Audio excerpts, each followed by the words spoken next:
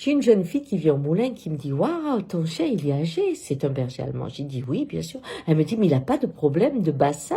Son arrière-train n'est pas paralysé. » Je lui dis « Non. » Je dis « Mais tu vois, il n'est pas comme ça. C'est-à-dire, il n'a pas le look de la sélection de l'espèce qui fait que ces chiens, pour être beaux, vont être des handicapés très jeunes. » Alors elle me dit, ah ouais, ça c'est vraiment terrible. Je lui dis, oui, mais dans plein d'espèces, on a fait ça. Mais je lui dis, tu sais, sur l'être humain aussi. Ah, elle me dit, ah non, ça c'est pas pareil. Je lui dis, oui, la sélection de l'espèce existe, mais elle est faite à deux niveaux. Je te donne un exemple. Il y a eu des chercheurs qui ont mis au point une expérience. Ils mettent des hommes d'un côté, des femmes de l'autre. Ils demandent aux hommes de faire du sport, etc.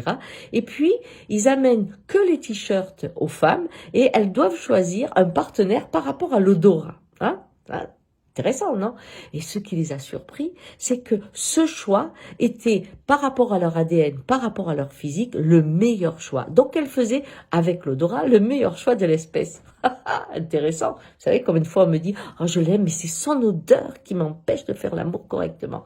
Bien. Donc là, elles avaient une façon de choisir leur futur géniteur avec un canal différent de la culture. Parce que l'évolution de l'espèce, aujourd'hui, elle s'est faite humainement, comme mon chien, hein, où on a décidé que ce qui était le plus important, c'était l'esprit. Et on a sélectionné chaque fois les meilleurs qui avaient une mémoire, qui avaient une capacité analytique, une possibilité de projection, une possibilité de décoder les comportements afin de pouvoir organiser la gestion de la masse. Hein.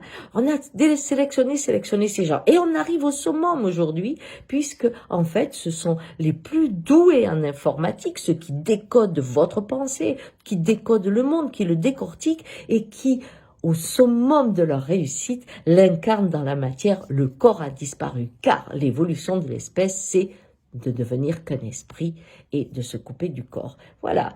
Alors elle me dit, mais attends, c'est affreux. Je lui dis, comme pour les chiens aujourd'hui. C'est-à-dire, on a un corps, on a un train arrière, on pourrait dire, qui est en véritable souffrance et même en agonie, parce que notre corps physique est relié au corps de la terre, au corps du végétal, au corps des animaux, et que là, on est mal. Et c'est peut-être le moment de dire stop à la sélection humaine de l'espèce et se retrouver dans l'ensemble, corps, tête, cœur.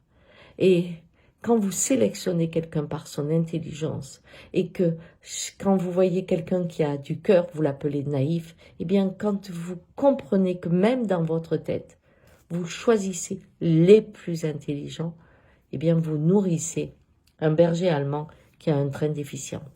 Ciao!